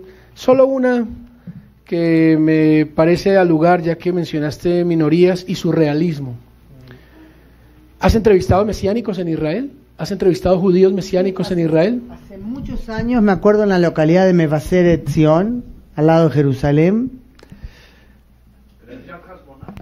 No, pero no me acuerdo, eran anglosajones, me acuerdo. Yo les contaba a Julio y a ti y a Diego en el coche que Alon, mi hijo, al que ya conocen, tenía una muy buena amiga, compañera de clase de la comunidad, allá se llama así, judíos mesiánicos. Yo antes comenté que era una introducción, ¿verdad? Claro, es muy diferente. Ellos nacieron en los hogares judíos, por lo cual todas las tradiciones, todo lo conocían, y después empezaron a creer en Yoshua, ¿no? Distinto a vuestra situación, mucho más revolucionaria. Les puedo sí. Les puedo contar, no sé si cabe decir anécdota, pero sí una historia muy interesante relacionada a eso del cambio de fe. Cuando yo tenía 16, 17 años, participé en la comunidad judía uruguaya en un certamen sobre la historia del sionismo, conocimiento sobre la historia del sionismo. Gané en Uruguay, entonces fui al certamen internacional en Jerusalén y gané el segundo lugar. Éramos todos jóvenes de diferentes, creo que 18 comunidades judías del mundo. Kinneret, no, Kinneret, la Mejina, decís, no. No, porque hay una Mejina es como un año de cursos preparatorios que se llama Kinneret, para jóvenes judíos y cristianos, fundada por Shaddi Halul, uno de estos cristianos que sostienen, cristianos de origen arameo, un preparatorio del servicio militar, y van juntos a ese curso preparatorio, judíos y cristianos, se llama Mejina Kinneret, ¿no?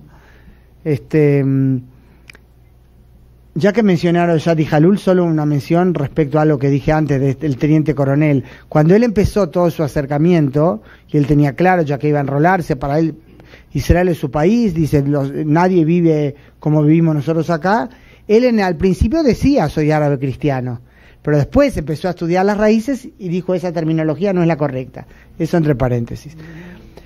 En el certamen aquel en el que participé éramos jóvenes de 18 comunidades judías, si no recuerdo mal, de diferentes partes del mundo, de varios continentes, y había también 2 representantes de Sudáfrica. Uno de ellos, un muchacho muy serio, muy interesante, muy inteligente, al que yo después vi cuando yo hice Aliyá. Claro, me crucé con él varias veces en la Universidad Hebrea, pero no éramos amigos, pero nos recordábamos con mutuo aprecio, ¿no? En el año 2000, cuando el Papa Juan Pablo II, que en paz descanse, estaba muy grave, justo había un simposio, un sínodo, creo que era de obispos de varias partes del mundo, o varios latinoamericanos, me acuerdo que yo entrevisté, en Jerusalén, y perdón, fue ahí, sí, pero uno de los que participó era el entonces arzobispo de Viena, el cardenal Christoph Schönborn. Y una de las actividades del cardenal Schönborn fue dar una clase, una disertación sobre relaciones judeo-cristianas en una instalación de la Universidad Hebrea de Jerusalén del Monte Scopus, Beit Mayersdorf. Antes de la conferencia de él había como un brindis, ¿no? Yo fui a escuchar la conferencia y estaba tomando algo ahí en la recepción previa a la conferencia. De repente entra un grupo de sacerdotes con la sotana negra hasta el piso y al frente del todo uno de los sudafricanos del certamen. Yo me quedé, se imaginan, ¿no? Era uno de los jóvenes judíos del certamen con la sotana jesuita. Y yo creo que se me cayó la cara y él se empezó a matar de la risa. Me dice, Hanna, no sabías nada. Digo, David, ¿de dónde voy a saber? Bueno, con el correr del tiempo varias veces yo traté de entrevistarlo. Yo siempre hago para Semana Santa o para Navidad, notas para los medios, ¿no? Y él siempre aceptó sobre esa parte religiosa, ¿no? Un muchacho de altísimo nivel. Pero nunca quiso hablar de su historia. Y cuando el Papa Francisco iba a venir de visita oficial a Israel, a él, que él también llegó a ser vicepatriarca latino, imagínense, de Jerusalén, a él lo nombraron coordinador con los medios. Y le dije, David, ahora no te salvas, me tienes que dar una entrevista ahora.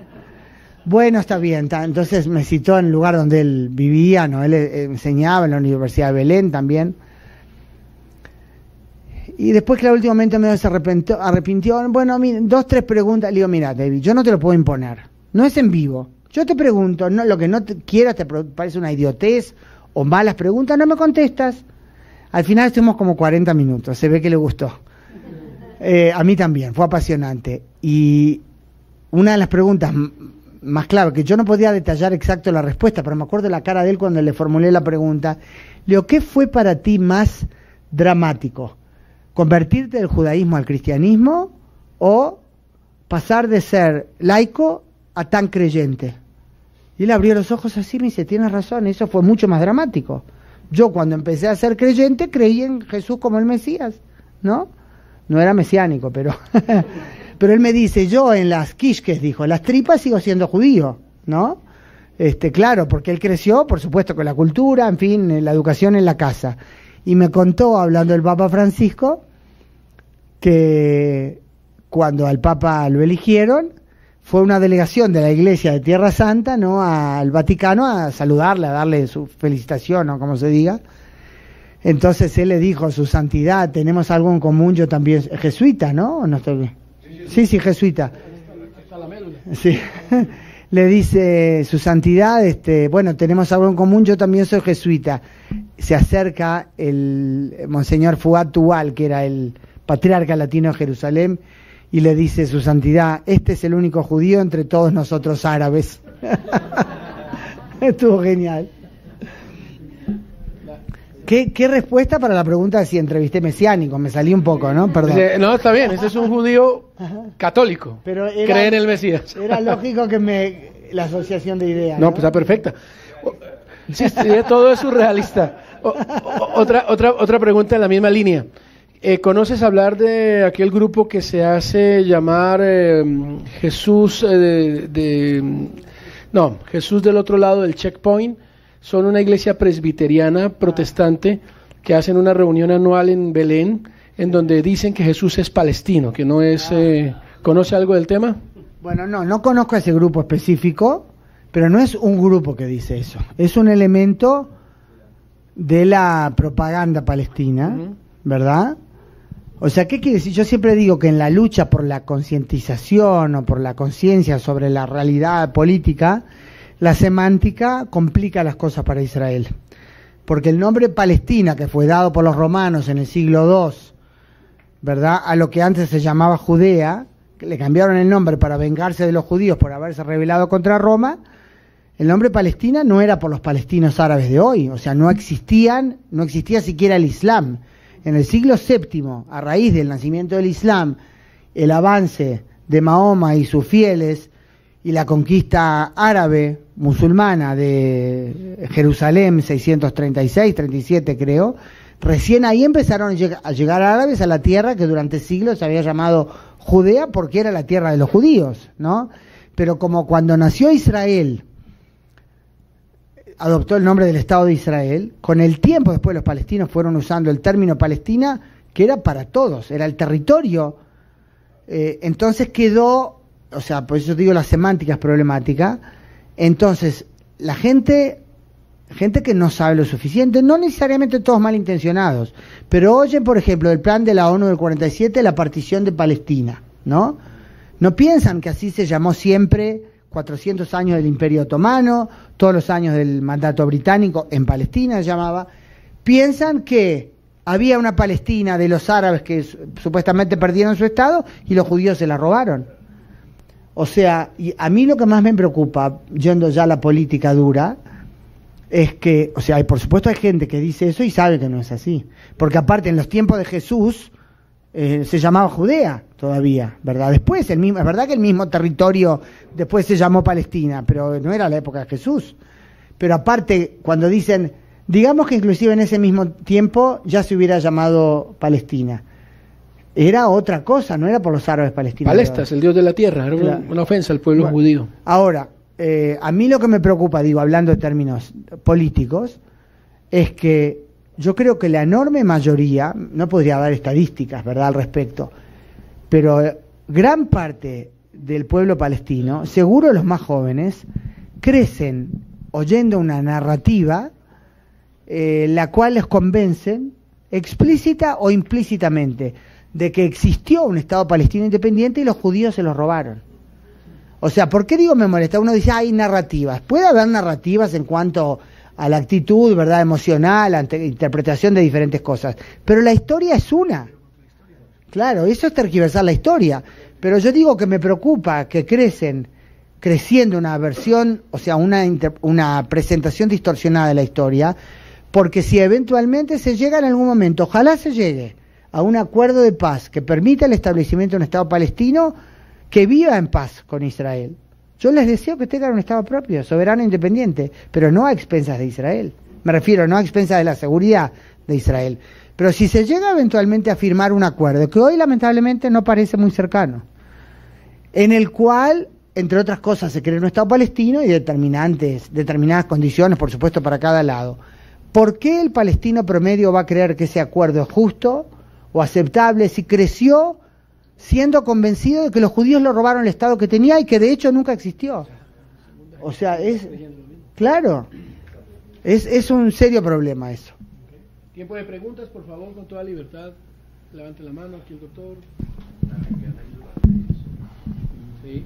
Ana, gracias. Por favor. Qué grato y ameno tiempo para nosotros. ¿Qué tan probable hoy con todo el problema legal para Netanyahu? ¿Y cómo ves un Israel presidido por Benny Gantz? Bueno, ¿cuántas horas tenemos?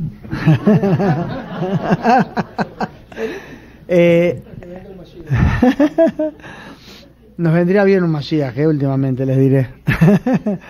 Ahora, el partido de Benny Gantz es el mayoritario en los sondeos, hay que tomar con pinzas sondeos, que no es la urna todavía, pero por el sistema político israelí lo que cuenta es el bloque, no el partido. Ya ha pasado que el Likud era el número 2, Tzipi Livni, que se acaba de retirar de la política, era la del mayor cantidad de votos, pero no logró formar coalición.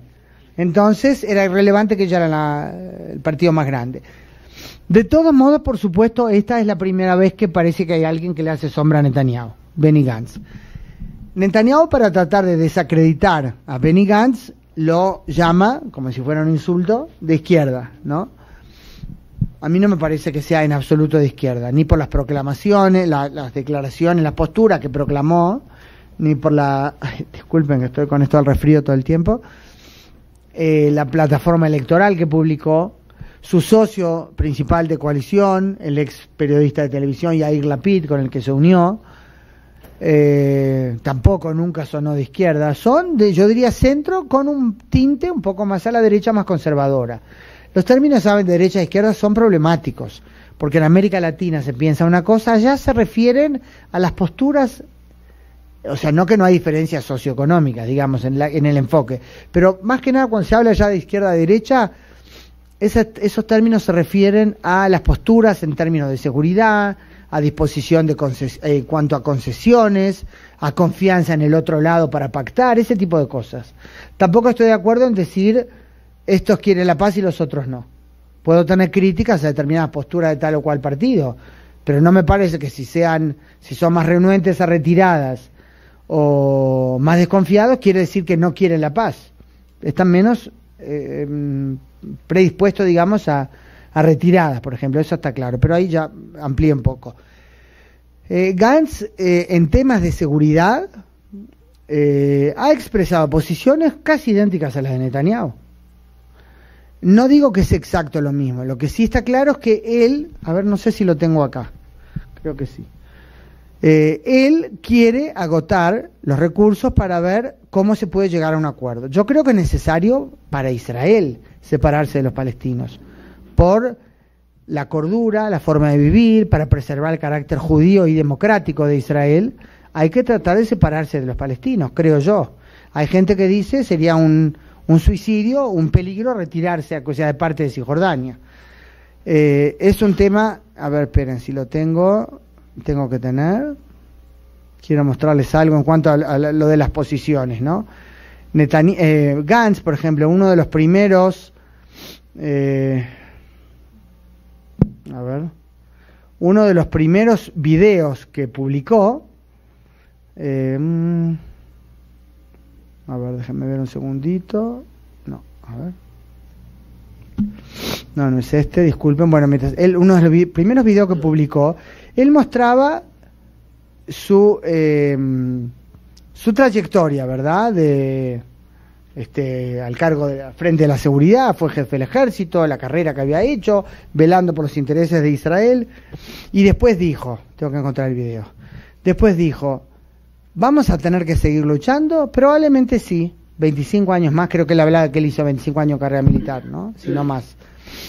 Probablemente sí, dice, 50 años más, sí, probablemente sí, pero que quiero por lo menos poder decirle a nuestros hijos que hicimos todo lo posible para no tener que seguir luchando, ¿no? O sea, esa quizás es un poco la diferencia, que hoy la posición de Netanyahu es mucho más conservadora, tanto por sus socios de coalición como por la desconfianza que le inspira al otro lado. Ha habido realmente un quiebre muy grande en la confianza que se había logrado ir construyendo. Estaba buscando ese video para mostrarles, pero el contenido de todos modos ya es lo que dije. Bueno, lo de la izquierda. La izquierda en general en Israel ha caído mucho. Gantz no es izquierda, pero sin duda ha caído mucho. Que se esté hablando en algún momento de la posibilidad que el Partido Laborista no entre al Parlamento, es inconcebible. El partido que construyó Israel. O sea, también la derecha aportó, por supuesto, pero eso es porque hay una seria crisis, tanto interna en el Partido Laborista, siempre grandes divisiones internas por liderazgo, pero yo creo que gran parte es, sin duda, el público israelí se ha movido hacia la derecha, todo se ha movido hacia la derecha, cada uno según el lugar donde estaba antes, ¿no? Y creo que parte es, por supuesto, por la recurrencia del terrorismo, la desconfianza del otro lado. Miren, se suele decir, Israel tiene el gobierno actual, o sea, gente que critica, y yo les digo, esa no es mi opción política, este gobierno nunca lo fue. Este es el gobierno más derechista y nacionalista de la historia de Israel. Es verdad, pero el conflicto no empezó con Netanyahu. Hubo gobiernos de centro-izquierda que, claro, y que ofrecieron cosas muy avanzadas, y los palestinos nunca aceptaron las propuestas. O sea, es más complejo que decir, ay, qué horrible que habla Netanyahu. ¿Entendés? O sea, y todas esas cosas influyeron también en la izquierda, con sus diferentes matices, Meretz y laborismo. Entonces vamos, si quieres tú, yo modero.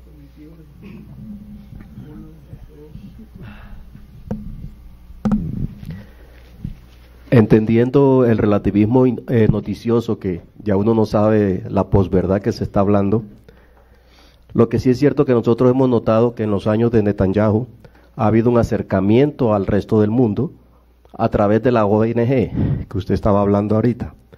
¿Eso es una política de Estado o es solamente las ONG de mostrar la otra cara de Israel? Yo diría, no es solo tras las ONGs, o sea, no, las ONGs no precisan al gobierno. Claro que hay aristas de su trabajo en las cuales el gobierno puede aportar, ¿no? O impulsar o facilitar algo. Para esto, por ejemplo, la de salvar el corazón de un niño. Claro que se precisa que se apruebe las visas de entrada. Viene un bebé de Afganistán hace un año, creo que fue. No es tan sencillo un país donde no hay relación diplomática. En eso hay rol de las autoridades, digamos. Pero un gran acercamiento por la política exterior de Netanyahu. Él, siempre lo dice como desafiando a los que lo critican. Menos mal que dicen que estábamos aislados. Y tiene razón, Israel no está aislado. Aparte, como yo les comentaba en el coche que estábamos hablando con Julio y Diego, que siempre me pareció un error, si bien hay, por supuesto, a veces juicios injustos a Israel, o se abre juicio injusto de Israel, el fenómeno de la ONU, ¿verdad? Las mayorías automáticas en contra, y lógica que se condena a Israel y no se habla nada de Siria, por ejemplo. Al mismo tiempo, yo siempre dije, no estamos solos, es un error decir que estamos solos. Ni los judíos en general están solos, ni Israel está solo. Hay buenos amigos en el mundo. Pero aparte, desde el punto de vista político, Netanyahu ha sido exitoso en la política exterior, aunque saben que no era un canciller en tiempo completo. El que nombró hace poco como canciller adjunto, digamos, enseguida metió la pata. Perdón, esa expresión en Colombia, con el tema de Polonia, del antisemitismo, ¿no? Fue muy diplomático en el primer día. Pero, o sea, lo principal es la política exterior de Netanyahu. Netanyahu sabe relacionarse, es indudable, y la situación en la que él tiene buena relación, tanto con Trump como con Putin, no es poca cosa, ¿verdad? Con Europa no me entusiasma, por decirlo delicadamente, que los principales, varios de los países a los que más se acercó Israel en los últimos tiempos en Europa son los países más ultraconservadores, algunos de posiciones no muy liberales, que digamos. Yo sé, la política son intereses, ¿no? Pero realmente Israel abrió puertas a muchas partes del mundo, y también por temas, no solo por el tema político que Netanyahu presentó, sino también por el gran avance tecnológico israelí. Israel comparte conocimientos. Yo acá fue parte de algunas de las cosas, lo de la tecnología, de la energía solar, por ejemplo. Yo entrevisté hace poco al rabino Mark Scheiner, es un rabino norteamericano, ortodoxo, le dicen como el rabino del Golfo, porque él el que se dedicó mucho tiempo al tema de relaciones interconfesionales y también con la comunidad afroamericana de Estados Unidos, por supuesto, y después también a relaciones judío-musulmanas. Empezó a tener contactos directos con Emiratos del Golfo Pérsico y con Arabia Saudita. Perdón. Y él me contó que en uno de los encuentros, no me acuerdo con qué país del Golfo, le dijeron, es verdad que hay comunidad de intereses con Israel, porque ellos quieren acercarse también a otros lados a través de Israel, ¿no? A través de Estados Unidos, perdón.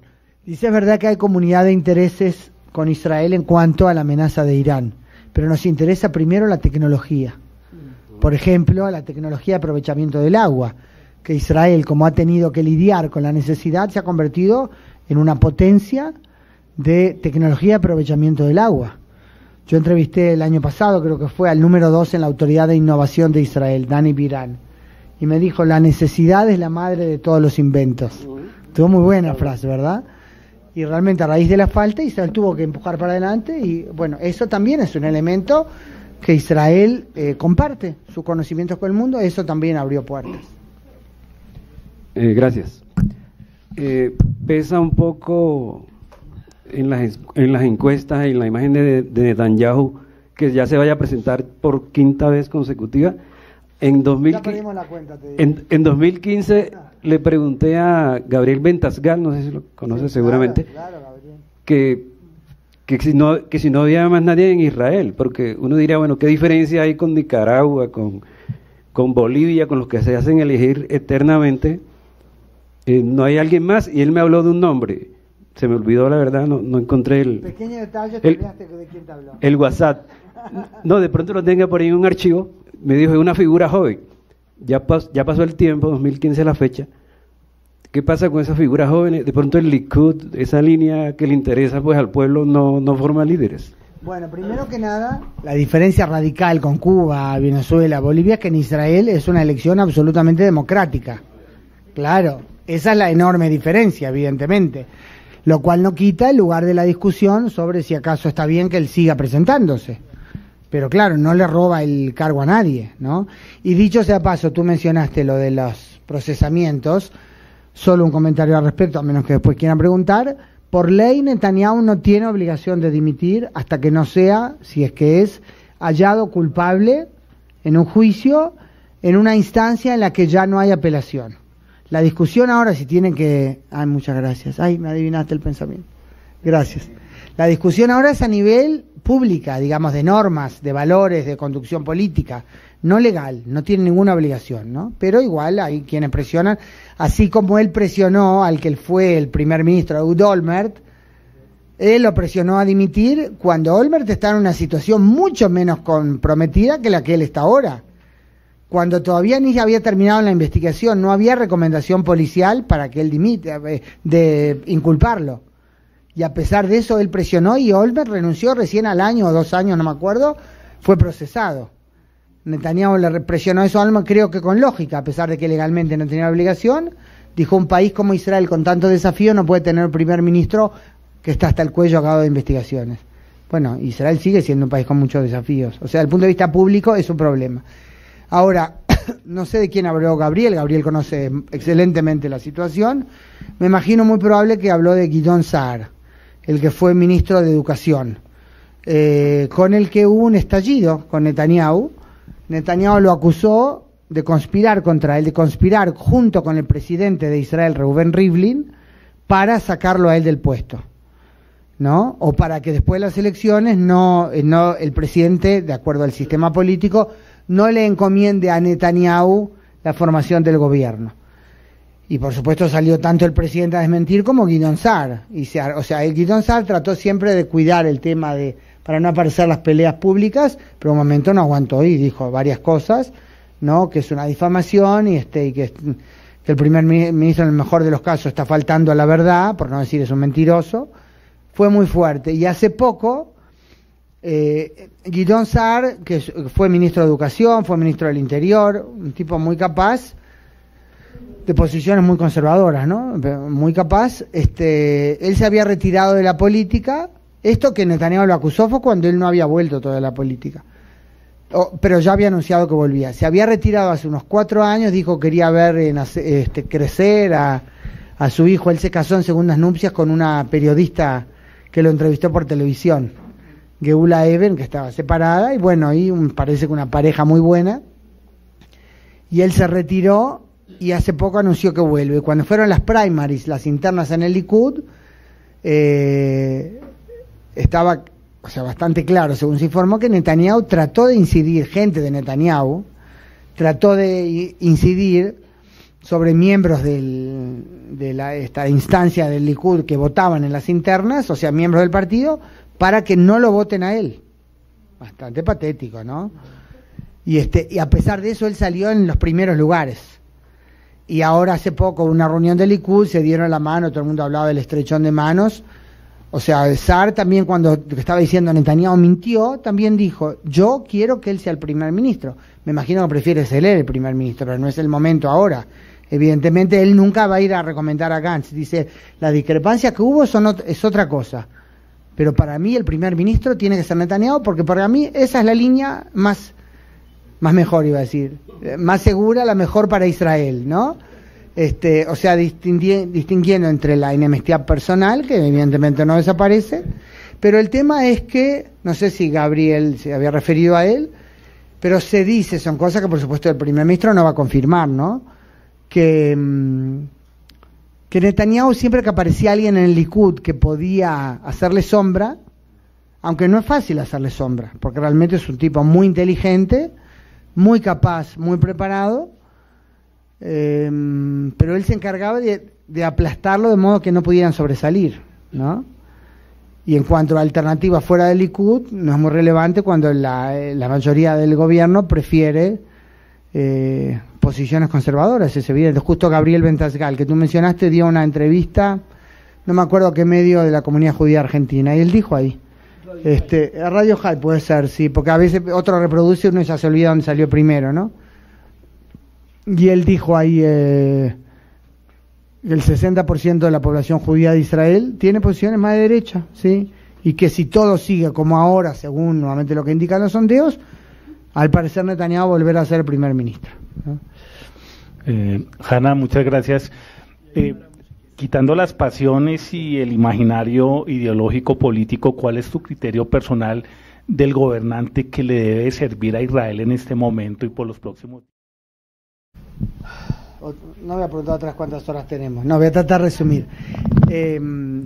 Yo pienso que tiene que ser una combinación de alguien muy firme en materia de seguridad, porque los desafíos con los que lidia Israel son nada sencillos, con el principal frente más preocupante, el norte, Irán tratando de instalarse en Siria, Irán que no tiene ni frontera, Israel que tiene, odio enfermizo, nada más. Hezbollah, que hoy se descubrió, mejor dicho, hoy revelaron, ¿verdad? El ejército reveló que Hezbollah estaba instalando una infraestructura en la aldea Hadar, en el Golán sirio. O sea, alguien muy firme en términos de seguridad y alguien convencido de eso que yo cité antes de Gantz, que hay que tratar de agotar los recursos para ver cómo se vuelve a negociar, a pesar de la desconfianza y todas las críticas que, en mi opinión, el liderazgo palestino se merece, ¿no? Pero no podemos decir que quede así. Y pienso que tiene que ser un gobernante que entienda que anexar parte de Judea y Samaria es, en mi opinión, una locura. Esto no pasa por el tema de los derechos bíblicos, es parte de la tierra bíblica. Aunque yo no soy religiosa, tengo mucha conciencia, tanto amor por la tradición, y tengo bien claro que es el concepto de la promesa bíblica, ¿verdad? Aunque no estuvimos allí presentes. Y no subestimo el valor emocional, histórico, religioso que tiene eso. Pero creo que hoy en día, porque eso es, quienes consideran que el argumento es que fue parte de la tierra de la promesa bíblica de Israel, que por eso hay que anexar, yo creo que eso es un suicidio para Israel. Claro, porque Israel, yo pienso que eso es un camino, un paso muy peligroso hacia el fin del sueño sionista. El sionismo nació para garantizar un Estado judío en la tierra de Israel. Si se anexa, con el tiempo se pierde o el carácter democrático o el carácter judío. Y yo quiero, como digo, aunque les deseo bien a los palestinos si no hacen la guerra, les deseo lo mejor realmente, yo quiero que Israel, por Israel, que haya una separación. Ante todo por Israel, creo que es lo más sano políticamente. Entonces, una combinación de altura política para ver cómo se soluciona la situación y firmeza inquebrantable en temas de seguridad.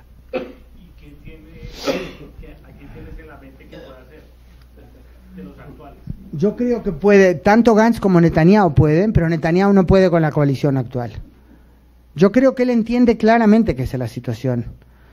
Si bien tengo muchas cosas para criticar, también por supuesto el estilo en la campaña y todo, él hace años ya habló de la fórmula de 2 estados para 2 pueblos, en aquel famoso discurso llamado Bar-Ilán, porque fue en la Universidad de Bar-Ilán, ¿no? Si bien con ciertas condiciones, ¿verdad? Que se reconozca a Israel como Estado judío, diferentes limitantes que evidentemente no sería quizás una soberanía exacta como la de Uruguay y Colombia, ¿verdad? Pero bueno, hay un desafío de seguridad en el medio, pero yo creo que Netanyahu puede y seguro capacidad no le falta. Con la coalición que él tiene ahora no, es imposible.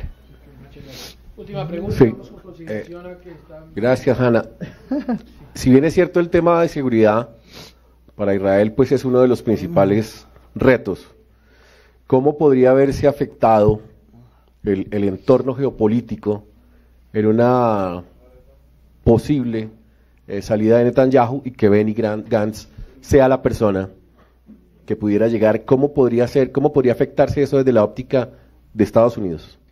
No, yo creo que si es Benny Gantz no habría problema. Por supuesto, todo depende de qué coalición se hable y por supuesto depende de qué contactos logran entablar con el otro lado. Israel no puede hacer la paz solo. Pero yo creo que él perfectamente, nuevamente, en base a lo que irradia la campaña electoral, evidentemente no tiene la experiencia de gobierno de Netanyahu. Bueno, Netanyahu tampoco la tenía cuando empezó. Por lo que él transmite e irradia hasta ahora, yo creo que probablemente podría ser un buen trabajo.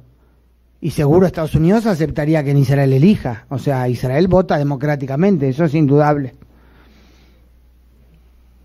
¿Contesté a lo que sí? Muchísimas gracias. Quiero agradecer a Hannah el tiempo que se ha tomado venir hasta nuestra comunidad y exponer todo este material de vida fotográfico de cada experiencia. Agradecer a la Confederación de Comunidades Judías de Colombia por permitirnos tenerle acá, a Rosita, que siempre estás allí cerca y ayudándonos, y a todos ustedes por venir hoy en este horario y tan rápido que fue la convocatoria, ya que nos dijeron, ¿quieres tener a Hannah? Dije, claro que sí. Entonces llamamos y acudieron ustedes. Quiero ofrecerles un buffet de comida libanesa que viene bien hasta ahora para Eso ti. es espíritu de la paz, me parece bárbaro. Sí. Y agradecer de corazón, Hannah, por transmitir y enseñar desde allá noticias concretas, no parcializadas, noticias que nos ilustran y nos enseñan a cómo tenemos que orar y cómo tenemos que pedirle a Dios. Para ustedes, la primera vez que vendrá el Mashiach, para nosotros la segunda, pero seguro que cuando venga la verdadera Shalom reinará. Un fuerte aplauso y muchísimas gracias.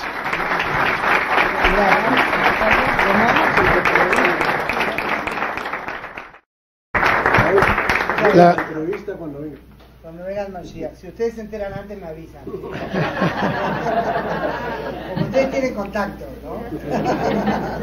Queremos mi esposa debería hacer la entrega, pero ella no pudo estar hoy, pero queremos hacer una entrega de una mataná, la de Bionim de Purim. Un regalo y muchas gracias por visitarnos y por estar acá. Ay, te contagio. Puedes abrirlo y así acabas con la curiosidad y como buena periodista. Ahí sí hay que tomar fotos, o si no me regañan después. La barriga fría, o sea, que el regalo se abre en el momento. Muchas gracias. Con la bandera de Israel, que es también la de Uruguay, falta el sol solo. Así que... Qué lindo, bueno.